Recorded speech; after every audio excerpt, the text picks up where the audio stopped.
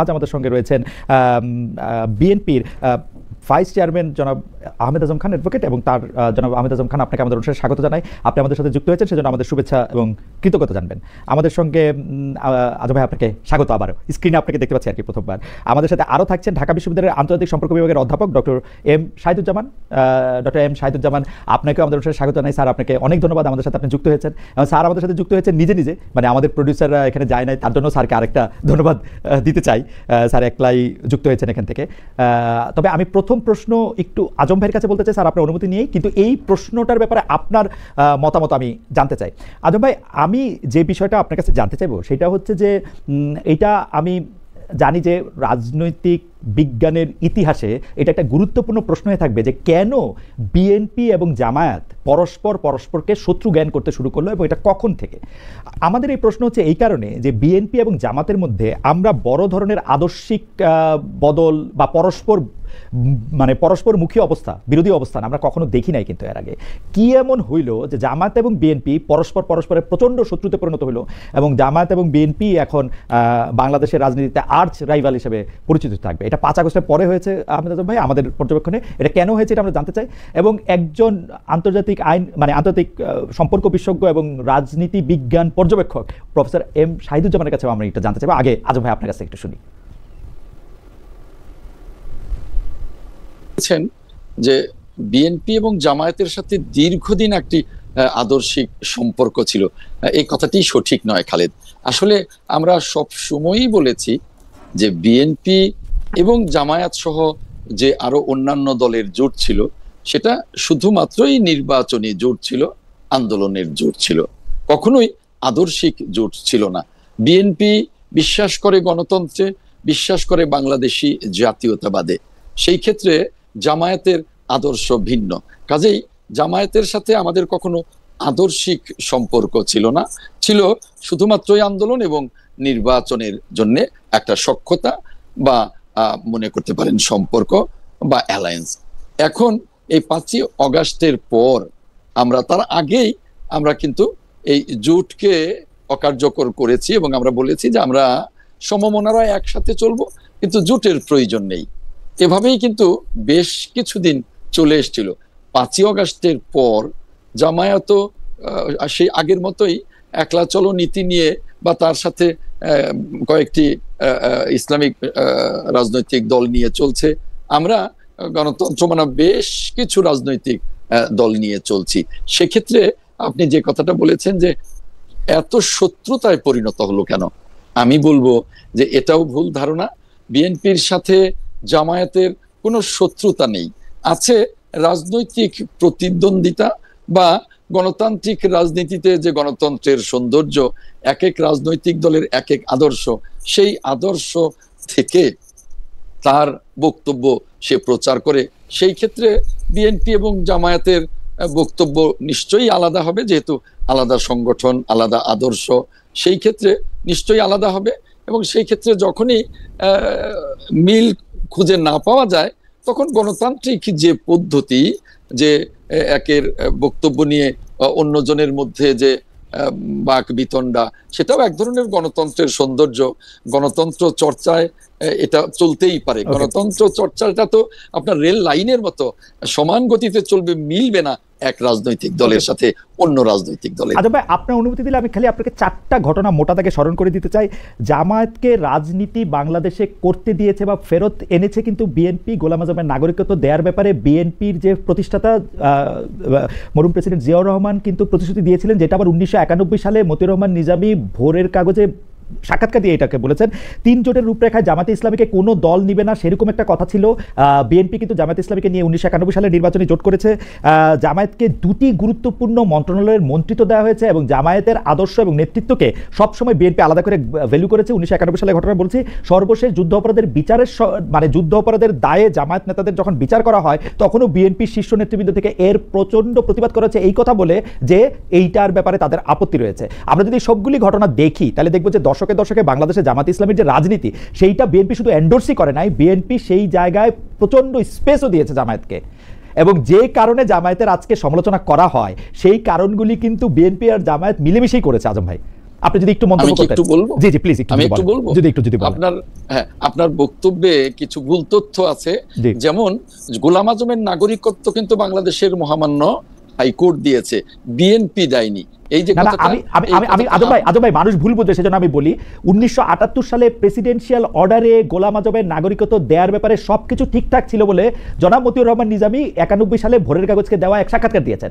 পরে এটা কোনো কারণে এটা রদ করা হয়, পরে আদালতের নির্দেশে উনি পেয়েছেন। কিন্তু গোলাম আজমের বাংলাদেশে রাজনীতি করা, বাংলাদেশে অবস্থান করা, জামাত ইসলামীকে রাজনীতি পুরোপুরি করা, সে সবই বিএনপির কাজ। আমি সেটা বলছি। এটা জি দেখুন, আমি ক্লিয়ার করি আপনাকে। জি, মতিউর রহমান নিজামী আজকে বেঁচে নেই। তিনি কি স্টেটমেন্ট দিয়েছেন সেটা তার বিষয়, কিন্তু সাক্ষাৎকার দিয়েছেন সেটা তার বিষয়, কিন্তু দৃশ্যমান বিষয়টা হলো যে কোর্ট গোলাম আজমকে দিয়েছে। এখন আপনি বলবেন যে বাংলাদেশে আসার অনুমতি 1978 সালে গোলাম আজম পেয়েছে। দেখুন, গোলাম আজম জন্মসূত্রে নাগরিক ছিলেন, সেই হেতু তাকে অনুমতির বিষয় না, তিনি নাগরিক হিসেবেই বাংলাদেশে আসেন। আর 1991 সালে কিন্তু বিএনপির সাথে জোট ছিল না, আপনি খোঁজ নিয়ে দেখেন। হ্যাঁ, 1991 সালের নির্বাচনের পরে সরকার গঠনে জামায়াতে ইসলামীকে নিয়েছিল, সমর্থন ছিল নিয়েছিল না, সমর্থন ছিল। 2001-এ সেটা ছিল, কিন্তু 91-তে ছিল না। বাট জামায়াতে ইসলামী সমর্থন ছিল, কিন্তু জামায়াতে ইসলামের সাথে কোনো অ্যালাই ছিল না। তখন জামায়াতে ইসলামী আলাদা করে নির্বাচন করেছিল। কিন্তু 96 সালে কিন্তু আওয়ামী লীগের সাথে জামায়াতে ইসলামী নির্বাচন করেছে। তারও 91-এর আগে যদি আপনি বলেন, 96 সালে আওয়ামী লীগের সাথে নির্বাচন করে নাই কিন্তু জামায়াতে ইসলামী। 96 সালে তত্ত্বাবধায়ক সরকারের দাবিটা জামায়াতে ইসলামীর ব্রেন চাইল্ড, আওয়ামী লীগ সেটার মধ্যে শামিল হয়েছিল অন্যান্য অনেক দলের মতো। আর মাঝখানে আজম ভাই, আমি তো মাঝখানে স্মরণ করাই দিই, ঘাতক দালাল নির্মূল কমিটি নামে যে কমিটিটা হয়েছিল, সেটাতে জাহানার ইমামকে রাষ্ট্রদ্রোহী এবং আরো তারা যারা ছিলেন তাদেরকে রাষ্ট্রদ্রোহী করেছিল, কিন্তু বিএনপি জেলে নেওয়া হয়েছিল কিন্তু জামায়াতকে খুশি করার জন্য। না, আমি একটু বলি, 86 নির্বাচনের কথা আপনার মনে আছে কিনা? 86 নির্বাচন 91-এর আগে 86 নির্বাচনে জামায়াত প্রথম নির্বাচনে এসেছিল, এবং যে নির্বাচনে জামায়াত ছিল, আওয়ামী লীগ ছিল, এরশাদ ছিল। কথাটা এটা যদি সত্যি হয়, তাহলে এটা যদি আপনি এন্ডোর্স করেন, তাহলে পরিষ্কার যে জামায়াত বিএনপির আগেই আওয়ামী লীগ এবং এরশাদের সাথে অ্যালায়েন্স করে কিন্তু বাংলাদেশের রাজনীতির পটে আসে এবং তারা নির্বাচনে আসে। এটা কিন্তু খুবই পরিষ্কার। আর একটা বিষয় হলো যে জামায়াত আর বিএনপির সাথে ওই যে আপনি অ্যালায়েন্সের কথাটা বলেছেন, সেই অ্যালায়েন্সের চেয়েও আওয়ামী লীগের সাথে কিন্তু দীর্ঘকালী 86-তে ছিল, আবার 96-এর আন্দোলনেও কিন্তু জামায়াত এবং আওয়ামী লীগ যুগপৎ আন্দোলনে ছিল। এটা কিন্তু আপনাকে মনে রাখতে হবে। কাজেই জামায়াত যেমন আওয়ামী লীগের সাথে ছিল, জামায়াত বিএনপির সাথেও ছিল। আমরা দুইটা ডিগ্রি চর্চায় সকল রাজনৈতিক দলকে দুইটা ডিগ্রি আর মাত্রা কি এক? আওয়ামী লীগের সাথে যতটা জামাত ছিল আর বিএনপির সাথে যতটা জামায়াত ছিল এক বা দুই, সেই হিসাবটা তো পরের কথা। বড় কথা হলো যে শুরুটা তো আওয়ামী লীগের সাথে, শুরুটা তো এরশাদের সাথে 86-এ। অতএব আমরা 1-2 এর হিসাবটা পরে বলি, শুরুটা কাদের সাথে সেটা বলি। আর বড় কথাটা হলো যে আমরা গণতন্ত্রের চর্চায় সকলকেই আমরা কিন্তু স্পেস দিয়েছি, আওয়ামী লীগকে স্পেস দেয়নি। আওয়ামী লীগকে স্পেস না দিলে বাকশাল থেকে কি করে আওয়ামী লীগ হলো নতুন করে? আবার ওই যে 78 সালে যখন নতুন করে গণতন্ত্রের চর্চা শুরু করলেন রাষ্ট্রপতি জিয়াউর রহমান, তখনই আওয়ামী লীগের জন্ম, তখনই বিএনপির জন্ম, তখনই ইসলামিক ডেমোক্রেটিক লীগ ছিল তার জন্ম।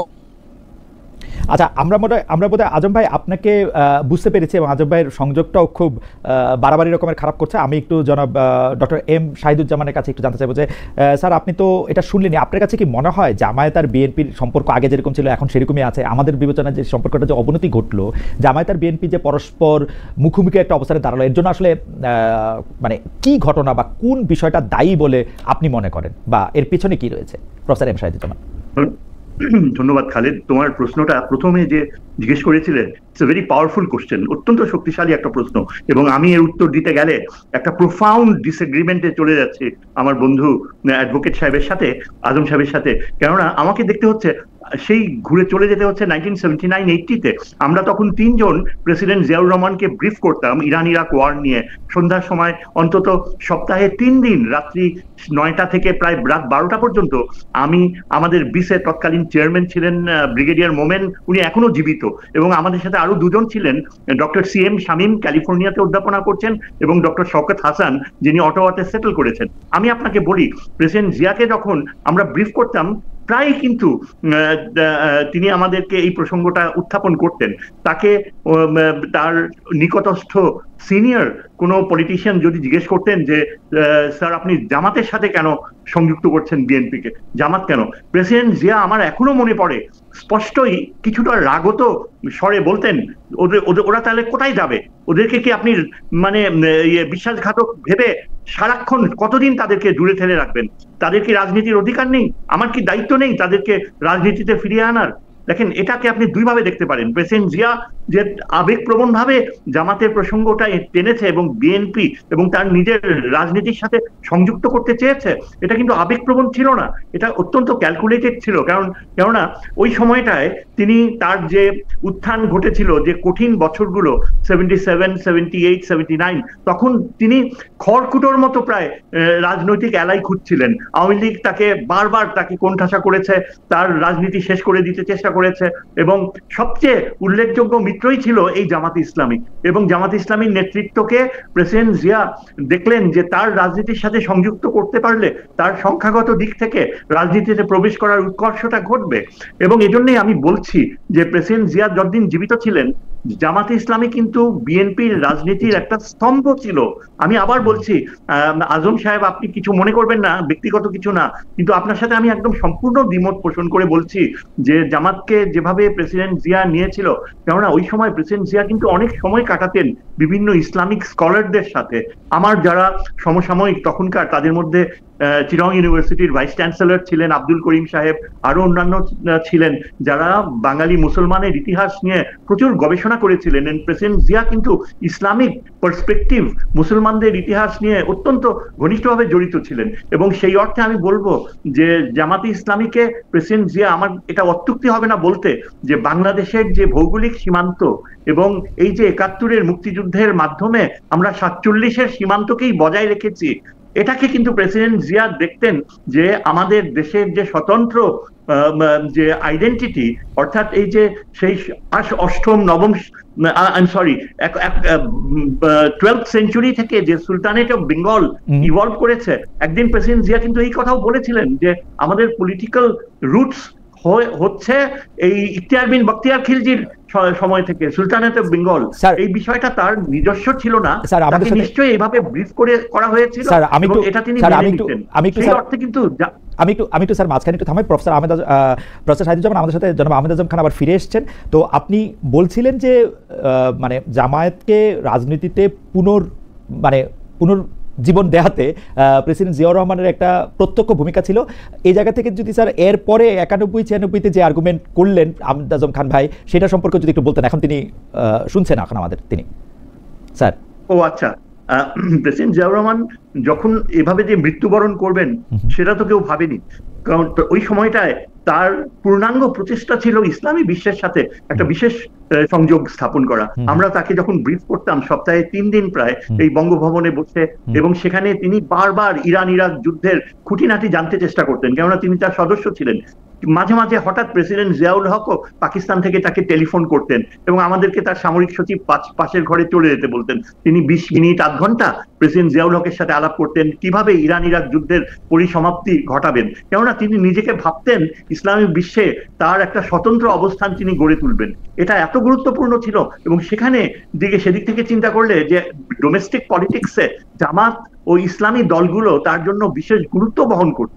এবং আমি বললে এটা অত্যুক্তি হবে না যে বিএনপি যে জিয়াউর রহমান যে ফাউন্ডেশন করেছিলেন তার মূল শক্তি ছিল ইসলামিক ফোর্সেস, ইসলামিক রাজনীতি। কিন্তু স্যার এখানে তো একটা কথা, আমরা এটা যদি মেনেও নেই, কিন্তু ইসলামিক রাজনীতি বা ইসলামিক শক্তি, আপনি ইরাক ইরান বা যদি প্যালেস্টাইনের ক্ষেত্রেও প্রেসিডেন্ট জিয়াউর রহমানের আপনি অবস্থান দেখেন, তাহলে এটা একদম স্পষ্ট, এটাতে আর কোনো মানে ডাউট রাখারই কোনো জায়গা নাই। কিন্তু ঘটনা হইতেছে যে তার মানে তো এইটা না যে জামায়াতে ইসলামীর আদর্শ বিএনপি ধারণ করে।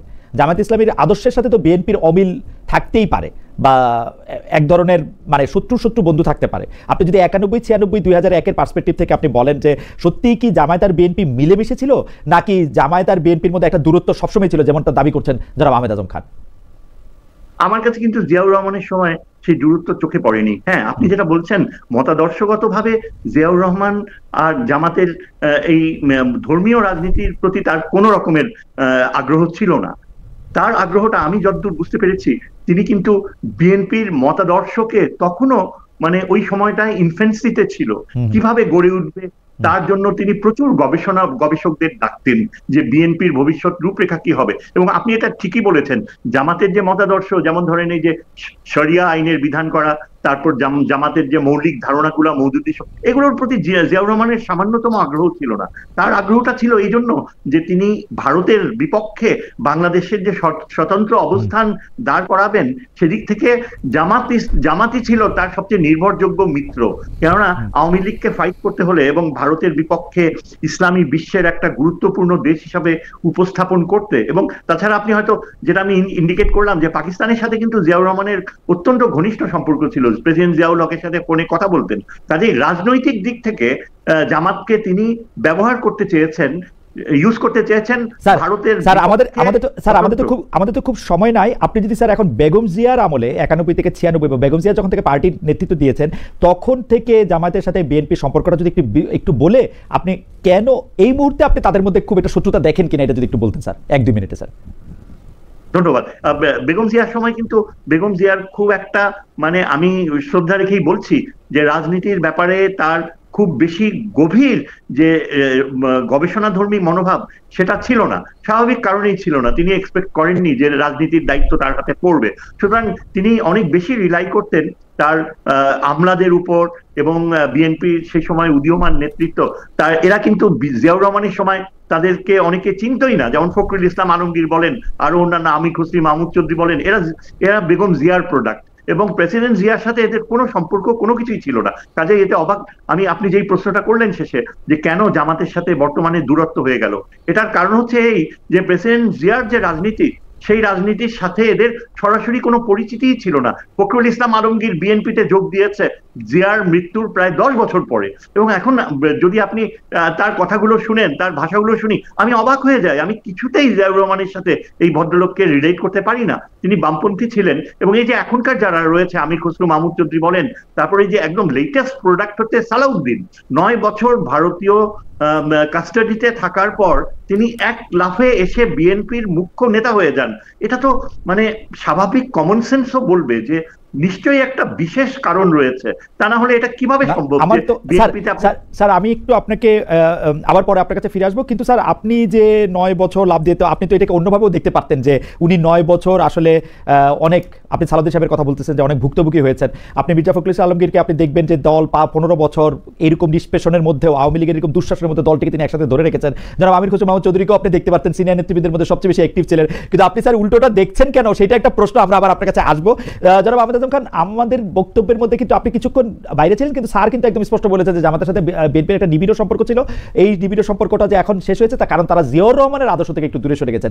আমাদের প্রশ্ন, আমরা যদি এরকমভাবে করি যে বিএনপির সাথে তো জামাতের একটা সুসম্পর্ক ছিল, এই সুসম্পর্কটা নাই, পরিবর্তনটা কার হয়েছে, বিএনপির নাকি জামায়াতের? আজম ভাই একটু যদি দেখুন, শহীদুজ্জামান ভাই তার দৃষ্টিভঙ্গি থেকে তিনি আলোচনা করেছেন। যেমন তিনি বলেছেন যে ম্যাডাম খালেদা জিয়া খুব গবেষণা ধর্মী রাজনীতিটা করেননি, এটা ওনার দৃষ্টিভঙ্গি।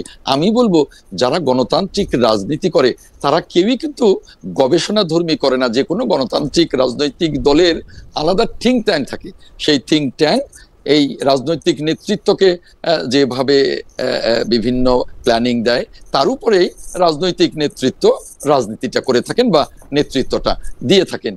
আমি মনে করি যে বাংলাদেশের রাজনীতিতে স্বাধীনতার পর থেকে এখন পর্যন্ত সবচেয়ে দেশপ্রেমিক এবং সবচেয়ে জনপ্রিয় নেত্রী দেশনেত্রী ম্যাডাম খালেদা জিয়া।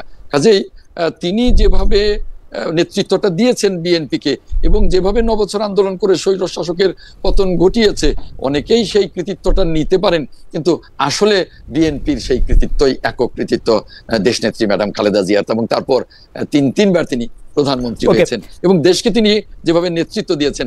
এখন শহীদুজ্জামান ভাই যেটা বললেন যে বিএনপির সাথে জামায়াতের নিবিড় সম্পর্ক, দেখুন একটা দলের সাথে যে দীর্ঘদিন যদি অ্যালায়েন্স থাকে, সম্পর্কটা তো একটু গভীর থাকেই। তাই বলে ওই দলের আদর্শ আর এই দলের আদর্শ মিলে যাবে তা কিন্তু না। আচ্ছা ঠিক আছে, যেটা আমরা সবসময়ই বলেছি। ভাই আমরা ধরে নিলাম যে আদর্শের মধ্যে কিছু পার্থক্য ছিলই। এমন কোন ঘটনা কি আছে যেটা জামায়াতের সাথে বিএনপির সম্পর্কটা একটু খারাপ দিকে যাওয়ার ক্ষেত্রে ট্রিগার করেছে? আমরা এটাই জানতে চেয়েছিলাম যে মানে জামায়াতের সাথে তো বিএনপির একরকম আমরা সম্পর্ক ছিলই, যেটা আমরা সাদা চোখে যেটুকু দেখি। কোনো স্পেসিফিক ঘটনা এটাকে ট্রিগার করেছে কিনা আজম ভাই? না, কোনো স্পেসিফিক ঘটনা নয়। 5ই অগাস্টের পরে আমরা যেহেতু 5ই অগাস্টের আগেই আমাদের জোটকে ভেঙে দিয়েছি, কাজে জামায়াত 5ই অগাস্টের পর নিজস্ব ধ্যান ধারণায় তারা এককভাবে পথ চলতে চেষ্টা করছে এবং তারা চিন্তা করছে যে আমাদের চেষ্টায় আমরা বাংলাদেশের রাজনীতিতে দাঁড়িয়ে যাব। আর বিএনপি মনে করছে যে জামাত তার মতো পথ চলুক, আমরা আমাদের মতো পথ চলব। না, কিন্তু আমরা কোথায় বিস্মিত হচ্ছি আজম ভাই, জামায়াত আলাদা আলাদা পথ চললো, বিএনপি এতদিন যেগুলি বলে নাই, বিএনপি কিন্তু কিছুটা আওয়ামী লীগের ভাষায় কথা বলতেছে, এটাতে আমরা একটু আশ্চর্য হয়েছি। আর 5 আগস্টের পরে যাকে এটা নিয়ে আপনি মন্তব্য করতেও পারেন, নাও করতে পারেন, অনেকগুলি ক্ষেত্রে কিন্তু বয়ানের ক্ষেত্রে আমরা দেখতেছি বিএনপি একদম আওয়ামী লীগকে ইকো করতেছে, মানে আওয়ামী লীগের বয়ানটাকে ইকো করতেছে। এইটা আপনারও মনে হয় কিনা জানি না, আপনি এটা যদি ছোট একটা মন্তব্য করেন, আমি পরবর্তী প্রশ্ন এনসিপি নিয়ে করতাম। জি, আমি ছোট্ট করেই বলি যে আপনার এই ধারণাটাও ভুল। বিএনপি 5ই অগাস্টের পরে প্রত্যেকটা ক্ষেত্রে মন্তব্যে গণতন্ত্রের পরিচয় দিচ্ছে, গণতান্ত্রিক মানসিকতার পরিচয় দিচ্ছে। সেখানে আওয়ামী লীগের মতো রাজনীতি বা আওয়ামী লীগের মতো মন্তব্য বা আওয়ামী লীগের মতো কিছু করছে, এটা আদৌ সত্যি নয়।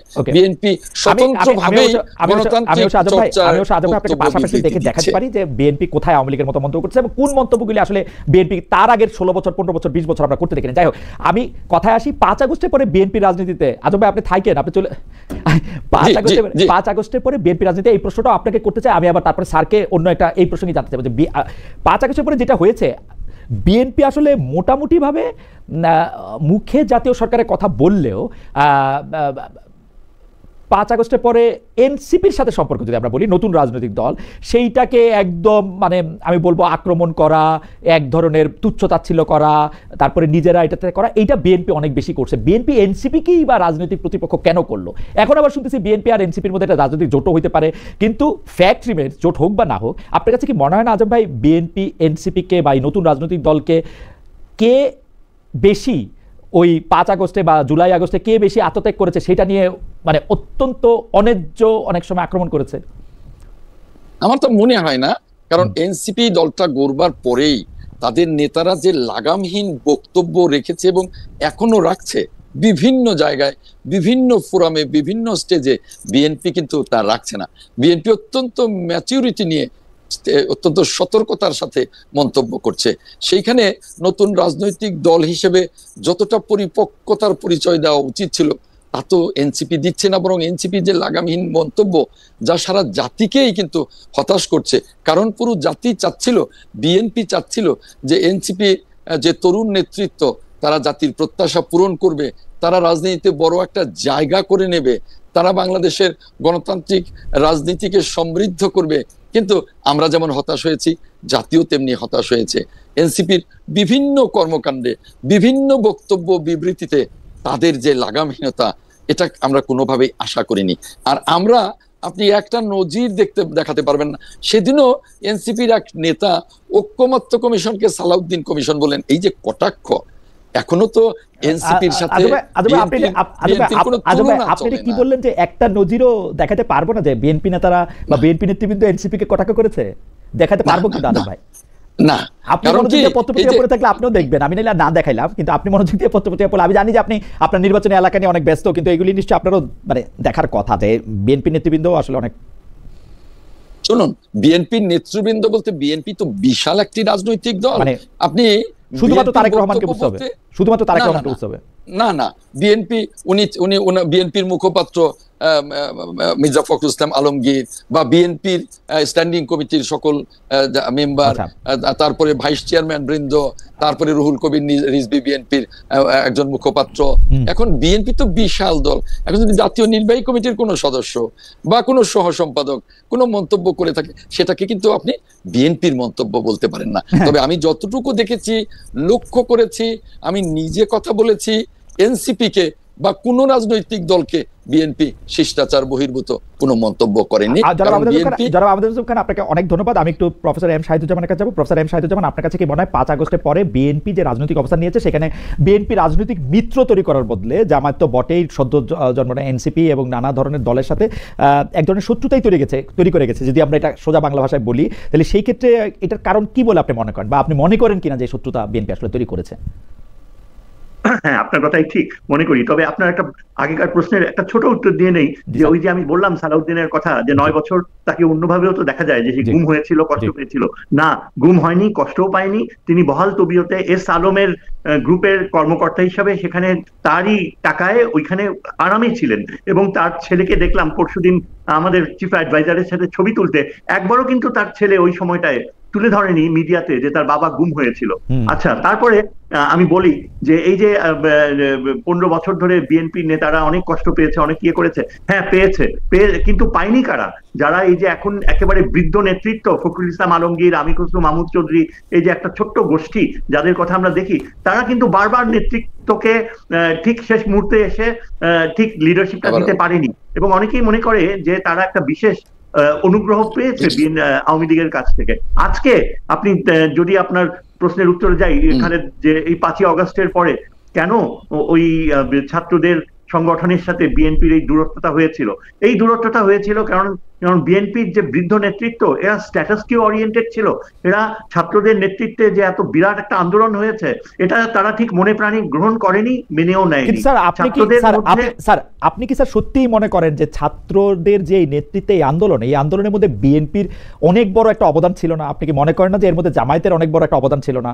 স্যার, আপনি কি এইটাও মনে করেন না যে 15 বছর ধরে বিএনপি যে রাজপথে আদালতে আন্দোলন করলো, ত্যাগ স্বীকার করলো, ওই ছাত্ররা যদি বা আমরা সবাই যদি সে সময় বিএনপিকে সমর্থন করতাম, তাহলে আওয়ামী লীগের শাসনামলে এত লম্বা হয় না স্যার।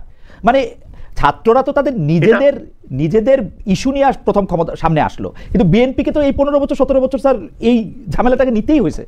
এটা কি স্যার আপনি দেখবেন? সেটা আমি মেনে নিচ্ছি, কিন্তু বিএনপি যতই সেই সংগ্রাম করুক, ওই সংগ্রামের মাত্রা বিএনপির নেতৃত্বে এমন কোন ধারালো কোনো কিছু ছিল না যে আওয়ামী লীগের পতন ঘটাবে। এবং সেটার বিশেষ কারণ ছিল এই যে ভারত নিষ্ঠার সাথে আওয়ামী লীগকে সমর্থন দিয়ে গিয়েছে। স্যার, এটা একটা কারণ স্যার, কিন্তু ইতিহাসের খাতিরে তো আপনি বলতে হবে, এইবার যেমন জুলাই আন্দোলনের এই প্রাণক্ষয়ী সংঘর্ষে আমরা যেমন সবাই মিলে এটাতে অংশগ্রহণ করেছিলাম যে যার জায়গা থেকে, বিএনপির এই আন্দোলনগুলিতে তো আমরা কি অংশগ্রহণ করি নাই? বিএনপির লেজিটিমেট আন্দোলনের মুখে বা মানে চাহিদার মুখে আমরা তো ছিলাম না ওদের পাশে। এটা কেন স্যার আমরা অস্বীকার করব? স্যার, আমরা তো দিনের পর, আপনি খুব ভালো করে জানেন স্যার, দিনের পর দিন শেখ হাসিনার সরকারকে তো একরকম মেনেই নিয়েছিলাম আমরা। মানে এটা তো অস্বীকার করার কোনো উপায় নাই। না, সেটা বিতর্কের বিষয়। আমাদের মধ্যে অনেকে ছিল যে অনেক সাহস করে, অনেক রিস্ক নিয়ে অনেক কিছু লিখতাম এই যে সোশ্যাল মিডিয়াতে, স্যার এর জন্য তুলে ধরতাম। স্যার, এর জন্য আপনারা অনেক ভুক্তভোগীও হয়েছেন স্যার, কেউ আমি যতদূর জানি। হ্যাঁ, তা তো নিশ্চয়ই হয়েছে। অনেকে লাকি ছিল, যেমন আমি তুলনামূলক ভাবে আমি বলবো যে আমি অনেক লাকি ছিলাম। আমাকে অনেকে ওয়ার্নিং দিত যে ভাই এগুলো লিখো না, এসব করো না, তুমি বিপদে পড়বা। তারপরেও কিন্তু ঝুঁকি নিয়ে লিখতাম। এবং আমার ছাত্র ছিল অনেকে যারা গুরুত্বপূর্ণ সরকারি পদে ছিল, তারা বলতো স্যার আপনি কলম ধরে লিখেন। আচ্ছা, যে এটা আমার কথা না বলাই ভালো, কিন্তু যে কথা আমি বলতে যাচ্ছি যে বিশেষভাবে ছাত্রদের যে স্যাক্রিফাইস, বুকের রক্ত দেয়া, এটা কিন্তু অ্যাবসলিউটলি অন্যরকম ছিল, অন্য মাত্রায় নিয়ে গিয়েছে। যার কারণে ভারতের নিরাপত্তা উপদেষ্টা, যিনি সরাসরি সমস্ত কিছু টেলিভিশনে দেখছিলেন, তিনি সরাসরি সেনাবাহিনী প্রধানকে বললেন যে এটা ঠেকানো যাবে না, আপনি শেখ হাসিনাকে পাঠিয়ে দেন। এটা তো সত্যি কথা যে শেখ হাসিনা পুরাপুরি, আওয়ামী লীগ পুরাপুরি ভারতের নির্দিষ্ট ছক অনুযায়ী চালিয়ে যেতে চাচ্ছিল।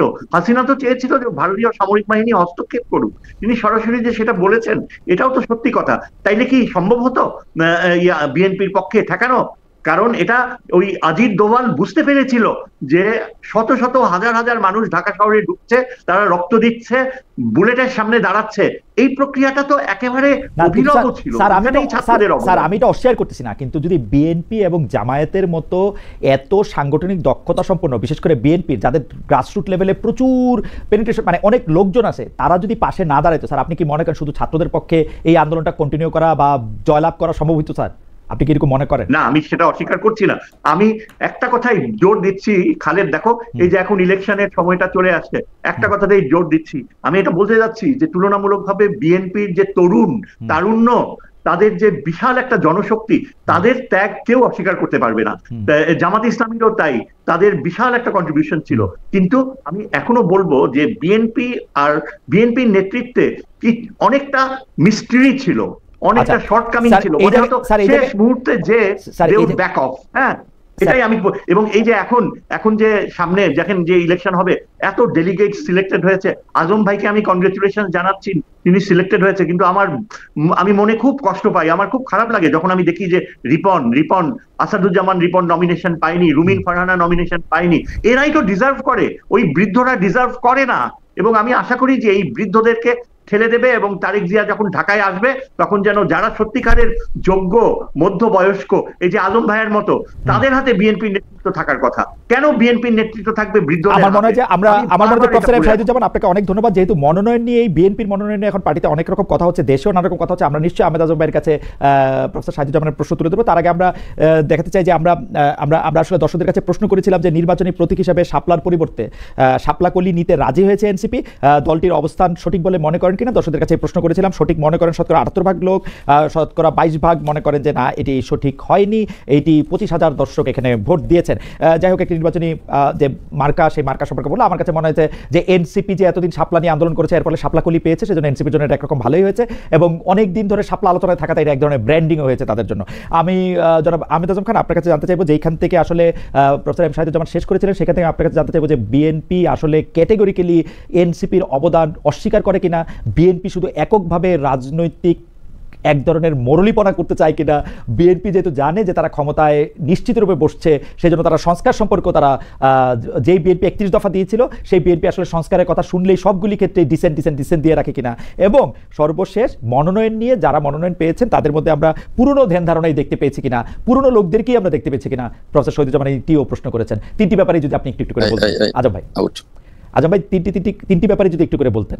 এনসিপি সংস্কারের ব্যাপারে আসলে বিএনপির এক ধরনের বিএনপির এক ধরনের খুবই, এতবার আজম ভাইয়ের কানেকশন, স্যার আজম ভাইয়ের কানেকশন আবার হয়ে গেছে, মানে কি বলা জানি, ব্ল্যাক ফ্রেম। এটা কি আমাদের আজম ভাই কি ফিরে আসছেন? জি আজম ভাই, তিনটি বিষয় যদি একটু বলতেন। জি আজম ভাই। জি, প্রথম কথাটা হলো যে ডক্টর শাহিদুজ্জামান ভাই তার দৃষ্টিভঙ্গি থেকে বলেছেন। আমি কিন্তু ডক্টর শাহিদুজ্জামান ভাইকে খুব সম্মান করি। যখন ফ্যাসিবাদ বিরোধী আন্দোলনে আমি রাজপথে ছিলাম, আমি টক শোতে ছিলাম, আমি আদালতের লড়াইয়ে ছিলাম, তখন আমি দেখেছি প্রফেসর শাহিদুজ্জামান ভাইকে তার শক্ত লেখনীতে, তার টক শোর শক্ত বক্তব্যে, যে কারণে আমি তাকে অত্যন্ত সম্মান করি, যে তার যে অবদান ফ্যাসিবাদ বিরোধী আন্দোলনে, এটাও কিন্তু মনে রাখবার মতো, এটা স্মরণীয়। সাথে সাথে এটা বলবো যে এই যে 15 বছরের দীর্ঘ বিএনপির আন্দোলন, এই বিএনপির এই দীর্ঘ আন্দোলনকে কিন্তু অস্বীকার করবার কোনো জো নেই। মাত্র 36 দিনের আন্দোলনে কিন্তু একটা সরকারের, বিশেষ করে ফ্যাসিবাদী সরকারের পতন হয়নি। আর সেই আন্দোলনে বিএনপি সহ অঙ্গ সংগঠনের 800 নেতা কর্মী শাহাদাত বরণ করেছে। সেখানে কিন্তু অন্য কোনো দল এই সংখ্যাটি বলতে পারবে না। আর বিএনপি মাঠে একমাত্র বড় রাজনৈতিক দল যারা সারফেসে থেকে রক্ত দিয়ে, গুম হয়ে, খুন হয়ে, 60 লক্ষ হামলা মোকাবেলা করে রাজপথে ছিল। অন্য রাজনৈতিক দলটি কিন্তু গুপ্ত হয়ে গিয়েছিল। না, কিন্তু আজম ভাই, আমি খুব বিনয়ের সাথে আমি বলি যে বিএনপির এই অবদান বা বিএনপির এই আত্মত্যাগ, সেটা কিন্তু আমি স্মরণ করি। কিন্তু আপনি যদি জুলাই আগস্ট ধরেন, আপনি যদি জুন জুলাই আগস্ট ধরেন, কতজন ছাত্র ছাত্রী শিক্ষার্থী, তারা তাদের আগে কেউ নাই, পিছে কেউ নাই, আড়ালে কে আছে সেটা আমরা দেখতে পাচ্ছি না, কিন্তু তারা কিন্তু দাঁড়ায় ছিল। তারা স্কলারশিপের শোনে নাই, তারা গুলি খাইছে এটা মানে নাই, তারা কিন্তু দাঁড়ায় ছিল। পরে তারা কি হয়েছে সেটা কথা পরে তারা কথায় কথায় আমাদেরকেও বলে যে আমরা বিদ্রুপ করি, আমরা তাদের নিয়ে কথা বলি, তারা কিছুই বোঝে না পরে। কিন্তু ওই পর্যন্ত 5 তারিখ পর্যন্ত আপনি তাদের অবদান কেমনে অস্বীকার করবেন যে তারাই কিন্তু আসলে মানে এই জায়গাটা দিয়ে এত বড় একটা ইয়াকে হটাতে পারছিল। পরের কথা আপনি যদি না বলেন, এবং বিএনপি সবার আগে তাদেরকে মানে আক্রমণ করতে শুরু করছে কিনা, এটাও যদি একটু আপনি বলতেন। একেবারেই অস্বীকার করছি না, কারণ আমরা জানি যে এই ছাত্রদের মধ্যেও প্রচুর ছাত্র দলের নেতা ছিল, কর্মী ছিল, ছাত্রদের মধ্যে প্রচুর রাজনৈতিক চিন্তা ভাবনার বাইরে ফ্যাসিবাদকে হটাও এ ধরনের নেতৃত্ব ছিল, এবং এ ধরনের কর্মী ছিল, ছাত্র ছিল, ছাত্রী ছিল, অভিভাবক ছিল। তারপরেও আমরা কোনো কারোর অবদানকে অস্বীকার করি না। আজকে যারা এনসিপি তাদের অবদানকেও মোটেও অস্বীকার করি না। কিন্তু একটা কথা আপনার মনে থাকবার কথা বলতে, আপনি যদি পড়ে থাকেন, আপনি তখন জন্ম হয়নি। আমি 69-এর আন্দোলনে সক্রিয় রাজনৈতিক কর্মী ছিলাম। সেই 69-এর আন্দোলনে আমরা তো অভ্যুত্থান করেছিলাম, ক্ষমতায় যাইনি। যখন এরশাদ বিরোধী আন্দোলনে 90-তে 9 বছর আন্দোলন করে যখন আমরা স্বৈরাচারের পতন ঘটিয়েছি, তখন কিন্তু ছাত্ররা ক্ষমতায় যায়নি। আমরা কিন্তু দেখেছি যে শ্রীলঙ্কায় ছাত্ররা যখন আন্দোলন করে অভ্যুত্থান করে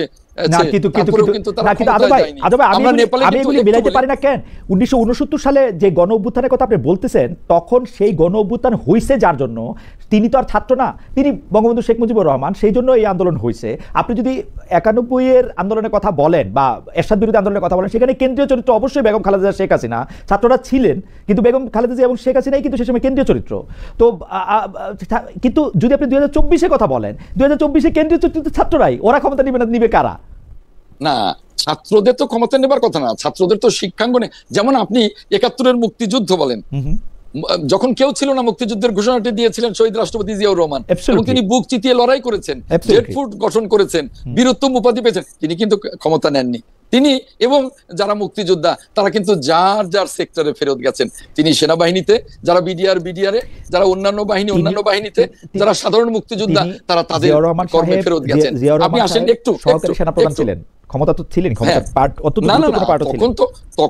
তখন তো তার সেনা প্রধান হওয়ারই কথা ছিল, কারণ তিনি সিনিয়র ছিলেন। তারপরেও কিন্তু তিনি প্রতিবাদ করেননি, তিনি কিন্তু রাষ্ট্রপতি হয়ে যাননি, তিনি কিন্তু মন্ত্রী হয়ে যাননি। আসেন আপনি শ্রীলঙ্কা, সেখানেও ছাত্রদের ভূমিকা আছে। আসেন আপনি নেপাল, সেখানেও ছাত্রদের ভূমিকা আছে।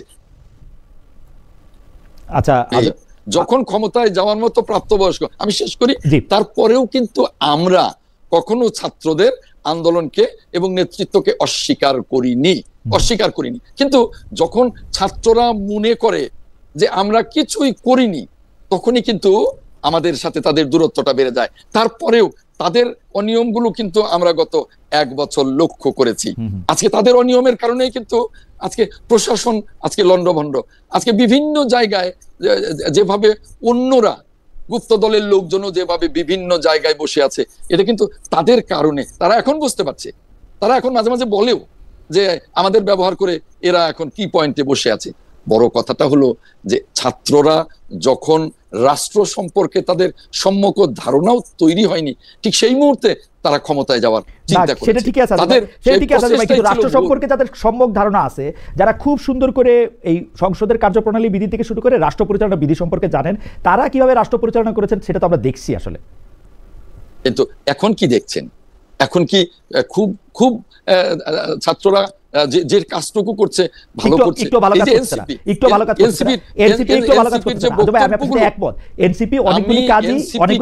বারবার বলেছি তারা সন্তান সম, তাদের বলি তোমরা তোমাদের বক্তব্যে, তোমাদের আচরণে দায়িত্বশীলতার পরিচয় দাও। কারণ তোমাদের মনে রাখতে হবে তোমরা জাতীয় রাজনীতিতে পা দিয়েছ, তোমরা জাতীয় নেতা হওয়ার জন্য চেষ্টা করছো, তোমরা দেশকে নেতৃত্ব দেবার চেষ্টা করছো।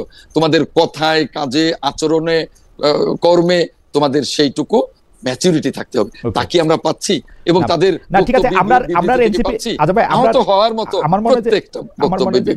আমার মনে হয় যে আপনি এটা বলেছেন, আপনি যদি এখন মনোনয়ন নিয়ে বলেন, বিএনপি আসলে প্রফেসর সাহেদুজ্জামান, একটু 1 মিনিটে যদি বলেন, প্রফেসর সাহেদুজ্জামান একটি প্রশ্ন তুলেছেন, আবারও সেই পুরনো যুগের পুরনো ধ্যান ধারণার আমরা অতীতে যেরকম বিএনপি দেখেছি, এই নমিনেশনে আমরা সেরকমই দেখলাম কিনা। তিনি কয়েকজনের নাম উল্লেখ করছেন, তারা কেন নমিনেশন পেলেন না, তাদের আত্মত্যাগকে কেন স্মরণ করা হলো না, সেরকম একটি প্রশ্ন করেছেন। আপনি যদি 2-1 মিনিটের মধ্যে এটা একটু বলেন। 2-1 মিনিটের মধ্যে বলবো। স্পষ্ট করে বলি যে বিএনপি এবারের যে নমিনেশন দিয়েছে, আপনি অতীত দেখেন, এবার বিএনপির নমিনেশন এত সুষ্ঠু হয়েছে, বিএনপির নমিনেশন ত্যাগী, সক্রিয়, 17 বছরের সকল মূল্যায়নকে ঘিরে এত চমৎকার মনোনয়ন দিয়েছে যে অন্যান্য বছর মনোনয়নের বিরুদ্ধে যে বিক্ষোভ হয়, এবার কিন্তু বলবার মতো হয়নি। আমাদের দর্শক শামসুর রহমান সাহেব বলছেন, নমিনেশন নিয়ে সারা দেশে আগুন, রেল অবরোধ, এর দায় কার? আজম সাহেব, আপনাদের জন্য সাধারণ মানুষের কেন ভোগান্তি? শুনুন, এখানে নানা ধরনের স্যাবোটাজ আছে। বিএনপির 237 আসনের অন্তত 7টা আসনেও এই বিক্ষোভ হচ্ছে না, যেখানে হচ্ছে নানা ধরনের কারণ। আমরা জানি বিএনপিকে দুর্নীতির ব্র্যান্ডিং করবার জন্য একটা রাজনৈতিক দল, একাধিক রাজনৈতিক দল, কতিপয় রাজনৈতিক দল উঠে পেরে লেগেছে। এখনো এই স্যাবোটাজ করে বিএনপিকে বিতর্কিত করবার জন্য অনেক রকমের ষড়যন্ত্র অব্যাহত আছে। এবং নির্বাচনটা, একটু শেষ করি 1 মিনিটে, নির্বাচনটা যাতে না হতে পারে সেজন্য গভীর ষড়যন্ত্র আছে। এখন শাহিদুজ্জামান ভাই যে কথাটা বললেন, রুমিন ফারহানা বা আরেকজন, তাদের তো আমাদের ভারপ্রাপ্ত চেয়ারম্যান স্পষ্ট করে বলেছে, যারা ত্যাগী তাদের, যাদের মনোনয়ন দেওয়া সম্ভব দেব, বাকিদেরকেও আমরা মূল্যায়ন করব, তাদের কিন্তু ফেলে দেওয়া হয়নি। এবং এখনো কিন্তু 63 আসন বাকি আছে। অতএব আমরা এবার যা দেখছি যে কোন ত্যাগী সক্রিয় বছরে যারা তাদের কাউকে আমরা ফেলে দেব না, এটাই আমাদের ভারপ্রাপ্ত চেয়ারম্যান সাহেবের ইচ্ছা এবং তার চেষ্টা। আপনাকে ধন্যবাদ। আমি একটু প্রফেসর এম শাহিদুজ্জামানের কাছে জানতে চাইবো যে স্যার, আপনার কাছে কি মনে হয় যে এই যে গণভোট এবং নির্বাচনের একই ডেট দেওয়ার ক্ষেত্রে বিএনপির কথাই প্রায় সরকার শূন্য, তারপর আবার পরে বললো যে 7 দিন সময় দেওয়া হলো, দলগুলি আলোচনা করে এসে ঠিক করুক, এই ব্যবস্থাটাকে, এই অবস্থাটাকে আপনি একটা অচল অবস্থা বলবেন কিনা? এবং আপনার কাছে আমি জানতে চাইবো যে বিএনপি তো অনেক চেষ্টা করলো স্যার, বিএনপি যতগুলি তার সামনে আসছে তা কিছু মেনে নিছে, কিছু নোট অফ ডিসেন্ট দিছে, যা যা কিছু বলছে, এর চেয়ে বেশি আর কি করতে পারে বিএনপির, আর কি করার ছিল? আমি যদি প্রথমটা একটু আপনাকে জানতে চাই যে এই গণভোট এবং মানে জাতীয় নির্বাচনের ভোট একই দিনে হওয়াটাকে আপনি খুব সমর্থন করেন কিনা, এবং মানে বিএনপির পক্ষ থেকে বিএনপি আর কতটা ছাড় দিতে পারতো বা কি করা উচিত ছিল? ধন্যবাদ খালেদ। আমার সমস্ত কালই এই গত কয়েক মাসে যে বিএনপির যে ভূমিকা ছিল, আমার কাছে, আমি সত্যিকার অর্থে খুব দুঃখের সাথে বলতে হচ্ছে যে আমার কাছে খুব সাসপেক্ট মনে হয়েছে। আমার কাছে মনে হয়েছে যেন বিএনপি আওয়ামী লীগের প্রেতাত্মা ক্যারি করছে। প্রথমত বিএনপি এই যে চুপ্পুকে ক্ষমতায় বসায় রাখা, এটা কিভাবে সম্ভব? আমি একজন অ্যাডভোকেট রাজ্জাকি, আমি জানি না তুমি তার কথা শুনেছো কিনা, তিনি অত্যন্ত শক্তিশালী একজন বুদ্ধিজীবী, যিনি বারবার টিভি টক শোতে হ্যামার করছে যে ওই সংবিধান যেটাকে বিএনপি এত শ্রদ্ধার চোখে দেখে, তার মৃত্যু ঘটেছে যেই সময় হাসিনা চলে গিয়েছে, এবং ওই সংবিধানের মৃত্যু ঘটার ফলে এখন এই চিফ অ্যাডভাইজার যা বলছে সেটাই সংবিধান। কাজেই আমি মনে করি যে বিএনপি, স্যার এগুলি তো রেটরিক, আসলে স্যার এগুলি তো রেটরিক, পলিটিক্যাল রেটরিক। এগুলি তো স্যার কোনো জায়গা থেকে কোনো না এটাতে বিপ্লবের ভিত্তি দেওয়া যায়, না আইনের ভিত্তি দেওয়া যায়। কারণ এখন আপনার প্রেসিডেন্ট সাহেব যিনি আছেন, তার কটুকি বা ক্ষমতা বা তার কি করবেন, কিন্তু একটা আইনি কাঠামোর মধ্যে তো তারা রাখতেই হইতো, নাইলে আপনি বিপ্লবী সরকার করতেন। এখন বিপ্লবী সরকার করলে বাংলাদেশের অবস্থা তখন যেরকম ছিল স্যার, এই বিপ্লবী সরকারের কথা তো কেউ বলে নাই। সরকার একটা পুরোপুরি কাঠামোবদ্ধ সরকার হওয়া সত্ত্বেও বাংলাদেশে কোথায় কোথায় কি কি হয়েছে স্যার, এটা আপনি জানেন। সবাই মিলেই কিন্তু সিদ্ধান্ত নিয়েছে, আজকে আপনার যে ছাত্র প্রতিনিধি আছেন, আজকে যারা আছেন, সবাই মিলেই কিন্তু এটা সিদ্ধান্ত নিয়েছেন যে একটা প্রেসিডেন্টকে রেখে একটা আইনি কাঠামো করা হবে।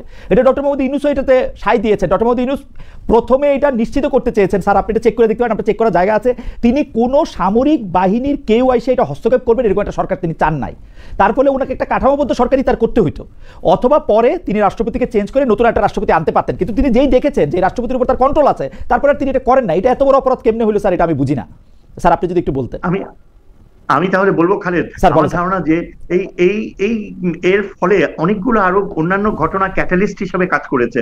যেমন খুব এসেনশিয়াল রিফর্ম, যদি কতগুলো এসেনশিয়াল পরিবর্তন আসতো পোর্টফোলিওতে, তাহলে হয়তো এমন রিফর্মস হতো যার ফলে আমরা নিশ্চিত হতে পারতাম যে আগামী ইলেকশনটা ফ্রি অ্যান্ড ফেয়ার হবে। কিন্তু এখন যে বর্তমান পরিস্থিতি, যে এত কাজ করে গিয়েছে আলী রিয়াজ এবং অন্যান্য এই কমিশনের সদস্যরা, কিন্তু আসল বিষয় অ্যাড্রেস করা হয়নি। কেননা আমাদের আগামী ইলেকশনে আমরা এখনো নিশ্চিত হতে পারছি না যে ফ্রি অ্যান্ড ফেয়ার ইলেকশন হবে।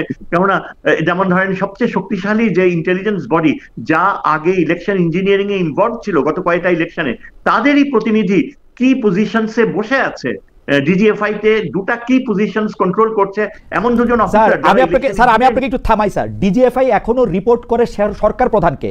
আপনি যদি ডিজিএফআই এর জন্য কিছু বলেন, এগেইনস্টে কিছু বলেন, এটা সরাসরি ডক্টর মোহাম্মদ ইউনূসের এগেইনস্টে বলা হয়, তাহলে তো স্যার আমরা আমাদের কেটে গঞ্জুস করতে হবে। কারণ হচ্ছে যে ডিজিএফআই শুধু ডক্টর মোহাম্মদ ইউনূসকে রিপোর্ট করেন। ডক্টর মোহাম্মদ ইউনূস যদি টের পান যে ডিজিএফআই তার কথা শুনতেছে না, এবং তিনি যদি একটা অনেস্ট মানুষ হন, হয় তাকে প্রত্যাগ করতে হবে, অথবা ডিজিএফআই ডিজিকে বরখাস্ত করতে হবে, ডিজিএফআই কে বিলুপ্ত করতে হবে। এর কোনটাই তো তিনি করতেছেন না। আমরা কেন ধরে নিতেছি ডিজিএফআই ডক্টর মোহাম্মদ ইউনূসের চোখ ফাঁকি দিয়ে অন্য কারো হয়ে কাজ করতেছে? এটা কেন স্যার? আমি জানি না, এটা তোমার কাছে আমি প্রথম শুনলাম যে ডক্টর ইউনূসের কাছে রিপোর্ট করে। স্যার ডিজিএফআই তো আর কারো কাছে রিপোর্ট করবে না স্যার, ডিজিএফআই তো আর কারো কাছে রিপোর্ট করবে না স্যার, ডিজিএফআই তো ডক্টর ইউনূসের আমি যতদূর বুঝতে পারি এই মিলিটারি রিফর্মস হয়নি, সামরিক বাহিনীতে রিফর্মস হওয়া অত্যন্ত জরুরি ছিল, এবং তার আগে এই যে ইলেকশনের দিকে আমরা যাচ্ছি, এটা অনেকটা আগামী দিনগুলোতে সেটা ডক্টর মোহাম্মদ ইউনূসকে বলেন। ডক্টর মোহাম্মদ ইউনূস 1.5 বছর ক্ষমতায় আছেন, 1.5 বছরের মধ্যে উনার যদি মনে হয় ডিজিএফআই উনার কন্ট্রোলে নাই, উনি এই সৎসাহস নাই উনার এটা বলা যে ডিজিএফআই ডিজি আমার কথা শুনে না। স্যার প্রত্যেকটা চাকরিতে একটা সুপারভাইজার থাকে স্যার, প্রত্যেকটা চাকরিতে একটা সুপারভাইজার থাকে। ডিজিএফ এর ডিজি কিন্তু সেনাপ্রধানকে রিপোর্ট করেন না, রিপোর্ট করেন সরকার প্রধানকে, এবং সেনাপ্রধানের উপর চোখ রাখা তার একটা কাজ। সেই নিয়মটা যদি ব্যত্যয় ঘটে তো সরকার প্রধান প্রাইম মিনিস্টার নয়, একটা আলাদা টাইটেলের লোক। না প্রাইম মিনিস্টার না স্যার, আপনি সংবিধান পড়ে দেখেন একদম সকল উনি এনজয় করেন, এমনকি রাষ্ট্রপতি যে কথাটা বলবেন। জি sir, I am not so sure. I am so sure sir, I am so sure প্রধানমন্ত্রীর একটা কাজও নাই যেটা প্রধান উপদেষ্টা এনজয় করতে পারেন না sir, I am so sure, একটাও নাই স্যার। তাহলে এত ডিসস্যাটিসফ্যাকশন কেন? কোথায় স্যার ডিসস্যাটিসফ্যাকশন? তো আপনার মধ্যে স্যার, প্রফেসর ইউনূসের মধ্যে তো নাই, আপনার মধ্যে দেখি স্যার আমি ডিসস্যাটিসফ্যাকশন। প্রফেসর ইউনূস তো খুশি না, এমনও তো হতে পারে যে professor Yunus helpless, he is sitting helpless. যেমন হেল্পলেস হলে তো মোরালি উনি হেল্পলেস হলে তো একটা কথা তো বলবে যে আমি চেয়ারে থাকবো না, আমার কথা শুনতেছে না ডিজিএফ এর ডিজি। তাহলে তো শোনা যায় যে তিনি বেশ কয়েকবার ইঙ্গিত দিয়েছেন। ইঙ্গিত দিয়া তো স্যার ইঙ্গিত দিয়া তো স্যার কবিতা হয়, ইঙ্গিত দিয়া তো আর কাজ হয় না। ইঙ্গিত উনি কেন দিবেন? উনি সরাসরি বলবেন ডিজিএফ এর ডিজি চেক করবেন, উনার কি হবে? দেখেন, আমাদের সবচেয়ে উল্লেখযোগ্য প্রবলেম হচ্ছে এই যে অ্যাপয়েন্টমেন্টস গুলো হচ্ছে এখন, সরকারি অ্যাপয়েন্টমেন্টস বলা হয় আগের চেয়ে 3 গুণ 4 গুণ বেশি ঘুষ দিয়ে সরকারি অ্যাপয়েন্টমেন্ট হচ্ছে। সেই ঘুষটা কে খাচ্ছে স্যার আপনি বলেন?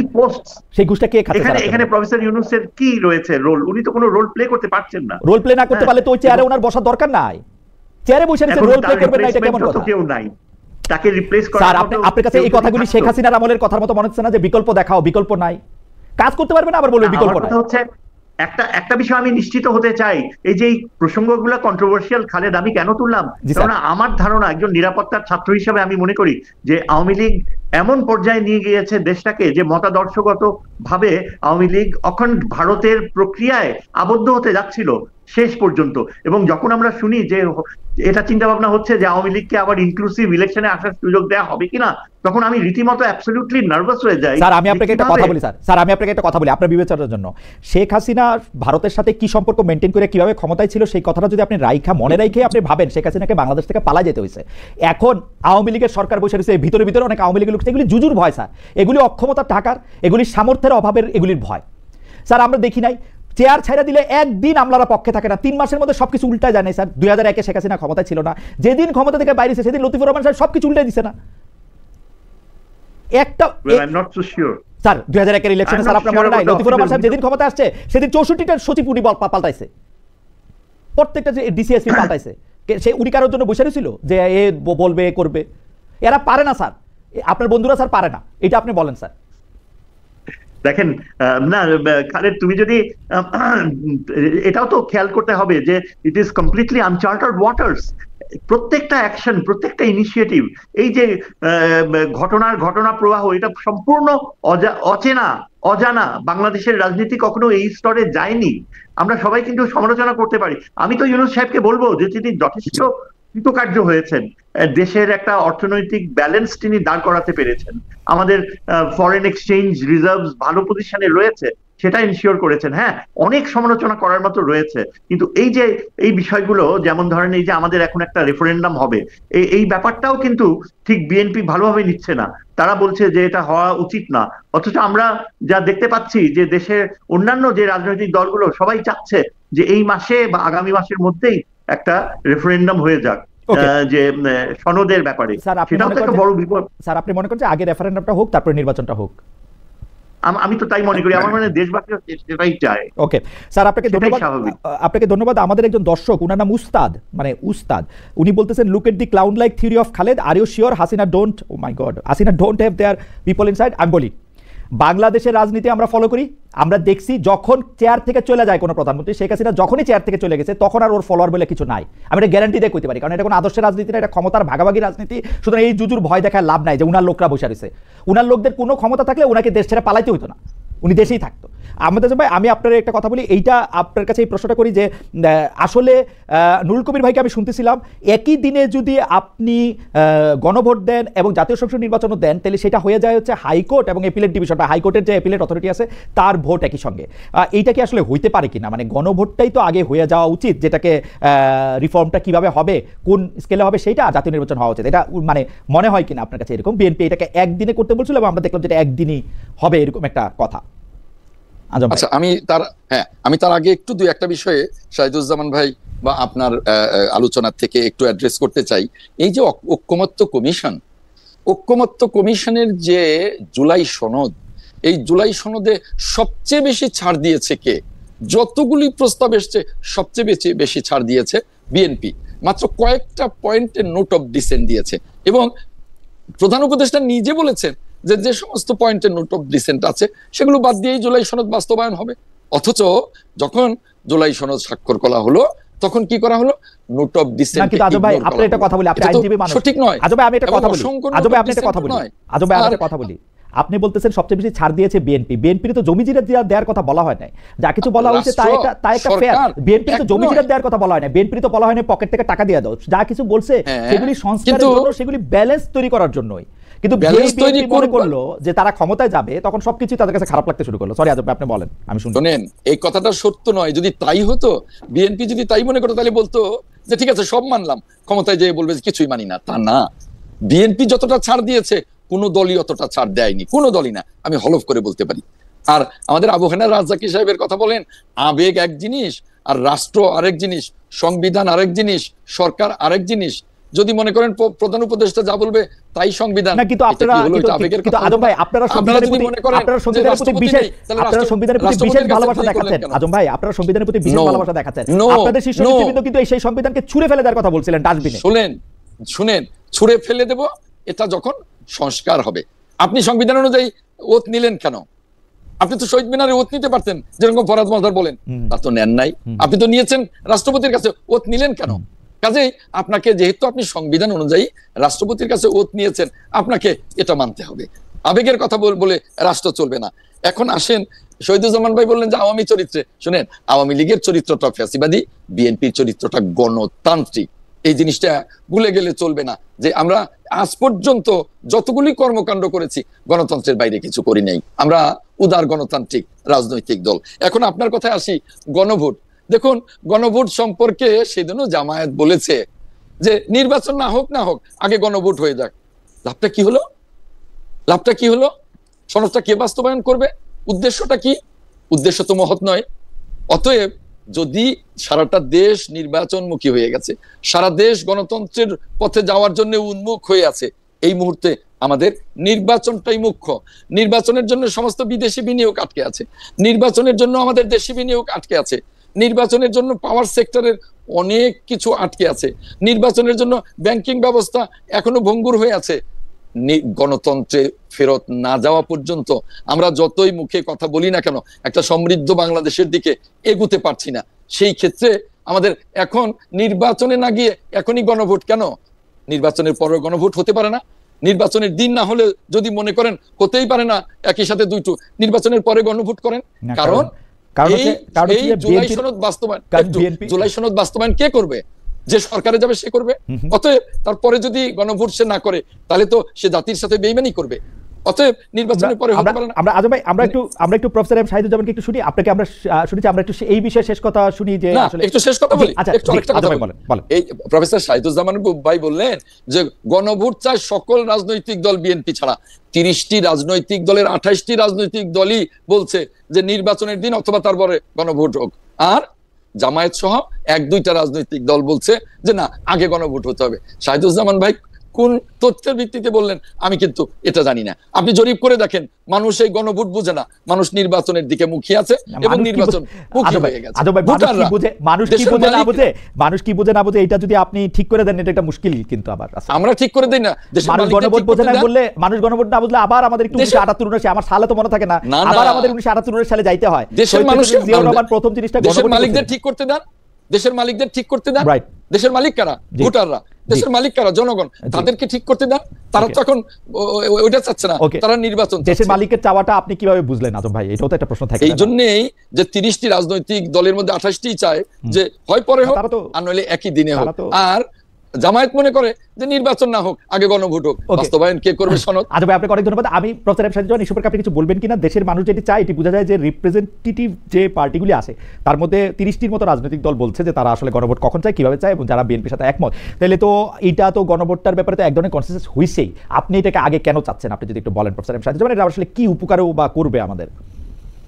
দেখেন, আমি এটাকে চাই, হয়তো বা আমি একজন নিরাপত্তা পররাষ্ট্রনীতির ছাত্র, এই রাষ্ট্রবিজ্ঞানের এই বিষয়টা আমি খুব বেশি ভালো বুঝি না। তবে আজকে আমি দেখলাম যে প্রফেসর দিলারা চৌধুরী, উনি আমাদের সুরহিত এবং বিএনপির একজন অত্যন্ত ওয়েল উইশার বলা যায়, উনি আজকে স্বয়ং সোশ্যাল মিডিয়াতে ফখরুল ইসলাম আলমগীর সাহেবকে কোশ্চেন করেছেন, ওয়াই নট, গণভোট হবে না কেন, হতে হবে, একই দিনে কিভাবে হয়, উনি নিজেই প্রশ্ন করেছেন এবং উনি একটা পূর্ণ ব্যাখ্যা দিয়েছেন যে কেন অন্তত 1 মাস 1.5 মাস আগে গণভোটটা অবশ্যই হওয়া উচিত। এখন আমার কথা হচ্ছে যে দেখেন রাজনৈতিক দলগুলো কয়টা বলেছে, কারা বলেছে, সেটা হয়তো স্যার আমার একটু সহজ করে বলেন তো স্যার, আমি আপনাকে একটু থামাই, আমার একটু সহজ করে বলেন তো স্যার, এই গণভোটের সম্ভাব্য 3টা রেজাল্টে আমরা কি অ্যাচিভ করব, মানে এই গণভোটটা দিয়ে আমাদের কি হবে? আমার তো ধারণা যে গণভোটের মাধ্যমে আমরা একটা গণভোটে কি নিয়ে হচ্ছে, গণভোটটা একটা 20 পাতা, গণভোটটা একটা 28 পাতার প্রশ্নপত্রে হইতেছে, এটাতে আমরা এটাতে কি অ্যাচিভ করব স্যার?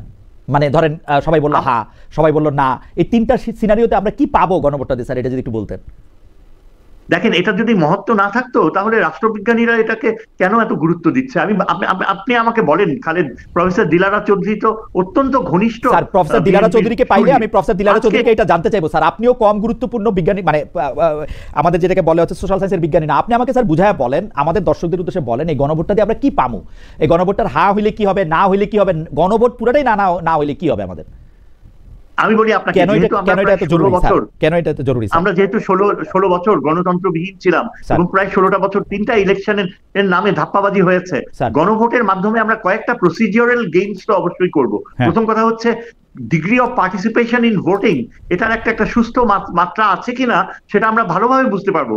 তারপর ধরেন এই যে 16 বছরের ফিমেল পার্টিসিপেশন বলতে কিছুই ছিল না, একটা গণভোট যদি হয় তাহলে আমরা দেখব যে কিভাবে কতখানি মানুষ অ্যারাউজড হয়, সোশ্যাল কনসিয়াসনেস জাগে এবং গ্রামে গঞ্জে লক্ষ লক্ষ মহিলা তারা কি গণভোটে অংশগ্রহণ করে কিনা। তার মানে সবচেয়ে বড় ইউটিলিটি হচ্ছে যে জাতীয় ইলেকশনটা কতখানি কার্যকর, পার্টিসিপেটরি হবে, তারই একটা বড় পূর্বাভাস আমরা পেয়ে যাব এই গণভোটের মাধ্যমে। জাতীয় নির্বাচনটাকে ভণ্ডুল করবার, আপনি শেষ কথা বলবেন, স্যারকে একটু বলতে দেন, স্যার বলুন, আপনি শেষ কথা বলেন। জি স্যার আপনি বলেন, আপনি কন্টিনিউ করেন। হ্যাঁ, এই যে এই এক্সারসাইজ ইটসেলফ, এটা প্রথমত আমাদেরকে একটা বড় রকমের সাহায্য করবে, ইলেকশন কমিশন সহ অল দ্য স্টেক হোল্ডার্স, যে মানুষের রেসপন্স কতটুকু, মানুষ কতখানি সচেতন বা আগ্রহ নিচ্ছে। তারপর আপনি যদি সাবস্টেন্সের কথা চিন্তা করেন, নিশ্চয়ই একটা উদ্দেশ্য রয়েছে যে আপনি কি হ্যাঁ বলেন না বলেন। হ্যাঁ বললে দেশ একদিকে যাবে, দেশের যে ঘটনা প্রবাহ একদিকে যাবে, আর না যদি ভোট দেয় তাহলে কিন্তু ঘটনা প্রবাহ একদম অন্যদিকে যেতে পারে। হ্যাঁ, এবং এটা ভবিষ্যতের দিক নির্দেশনা হয়ে দাঁড়াবে যে মানুষ কতখানি গুরুত্ব দিচ্ছে এই সনদকে, এই সনদের উপযোগিতাকে, এবং এই যে দীর্ঘ একটা সংগ্রাম হয়েছিল, আমার মনে হয় যে স্যারের জায়গা থেকে একটু ব্যাখ্যা করেছেন যে এই গণভোটের আসলে অনেক উপযোগিতা আছে এবং এই উপযোগিতাটা হচ্ছে মানুষের উইলটা, পিপলস যে উইল, সেটা আসলে খুব ভালো করে বোঝাবে। আমাদের একদম সময় নাই, তবু স্যার যেহেতু একটা বিস্তারিত প্রস্তাবনা সামনে রেখেছেন যে কেন গণভোট দরকার, আপনি যদি 1 মিনিটে বলে আপনি অনুষ্ঠান শেষ করে দেন। আজম ভাই, যে জাতীয় সনদ, জুলাই সনদ যেটা তৈরি করা হয়েছে, সেখানে যে কয়টা নোট অফ ডিসেন্ট আছে, সে কয়টা নোট অফ ডিসেন্ট রেখে এই গণভোট যদি নির্বাচনের দিন বা তারপরে গণভোট ভালো, আমি মনে করি হওয়া দরকার। কিন্তু গণভোট না হলে, নির্বাচন হলে দেশে এই জুলাই সনদ বাস্তবায়ন হবে না, এটা আমি কোনোভাবেই বিশ্বাস করি না। গণভোটে জুলাই সনদ বাস্তবায়ন, স্যার যেটা বলেন আমরা পয়েন্টে আসি, এই গণভোটটা জাতীয় ইলেকশনের আগে হইলে কি সমস্যা? ধরেন 1 মাস আগে হইলো সমস্যা এই জন্যই, এটাই যে যেহেতু ফেব্রুয়ারি আমাদেরকে নাড়া দিচ্ছে একেবারে দরজার কাছে, এই সময় যদি নভেম্বরে গণভোট করি, ওই ফেব্রুয়ারি নাড়তে থাকুক, আমাদের এই দুটো বড় নির্বাচন করবার মতো অবস্থা এই নির্বাচন কমিশনের বা বর্তমান সরকারের এই ইকোনমিতে যায় না। এবং বর্তমান সরকার তো পলিটিক্যাল পার্টিদের উপরে ছাড়লো, আপনাদের জন্য কোনো অসুবিধা না থাকে আপনারা বলেন যে আগে দিয়ে দেন, সরকারের ব্যাপার, নির্বাচন কমিশনের নিতে পারলো কিনা পারলো না। পলিটিক্যাল পার্টিদের কাছে কেন সরকার ছাড়লো? পলিটিক্যাল পার্টি তো মাসের পর মাস অত্যন্ত ধৈর্যের সাথে এক টেবিলে বসে এই জুলাই সনদ তৈরি করেছে, সামান্য কিছু নোট অফ ডিসেন্ট আছে, কিন্তু এখন কেন পলিটিক্যাল পার্টির উপরে ছাড়বে? এখন এটা সরকারের সিদ্ধান্ত, এবং আমরা মনে করি যে গণভোট না হলেও এই জুলাই সনদ বাস্তবায়ন হবে। গণভোট না হলে বাস্তবায়ন হবে। এখানে নোট অফ ডিসেন্টের যে বিষয়টা আছে, যারা ক্ষমতায় যাবে তারা নোট অফ ডিসেন্টকে অবশ্যই অনার করবে। আপনারা তো নোট অফ ডিসেন্ট দিয়া মানে একটু সবাইকে একটু দ্বিধার মধ্যে ফেলে দিয়েছেন। হাউএভার না, নোট অফ ডিসেন্ট তো কয়েকটা জায়গায়, সেখানে তো আমাদের রিজার্ভেশন থাকতেই পারে, সেখানে এটা তো আমরা পরিষ্কার করেছি, আমরা তো জাতির সাথে প্রতারণা করতে যাইনি, আমরা পরিষ্কার করেছি। এখন আমাদের কথা স্পষ্ট যে যদি গণভোট হতে হয় এই জুলাই সনদের উপরে, এই জুলাই বিপ্লবের অভ্যুত্থানের উপরে আমাদের পূর্ণ আস্থা আছে। এখানে আমরা পার্টিসিপেট করেছি, আমাদের রক্তে ঝরেছে। আমরা রক্ত দিয়ে এটাকে প্রমাণ করেছি। আমরা যদি গণভোট করতে হয় তাহলে একই দিনে করেন। দুটো নির্বাচন, এই এত বড় নির্বাচনের আগে এই নির্বাচনটা করাটা ঝুঁকির মধ্যে পড়ে যাবে পরের নির্বাচনটা, আমি এটাই বলবো। অ্যাডভোকেট আহমেদ আজম খান, অনেক ধন্যবাদ প্রফেসর ডক্টর এম শহীদুজ্জামান। আপনারা দুজন অনেকগুলি বিষয়ে আপনারা অনেক আলোচনা করেছেন এবং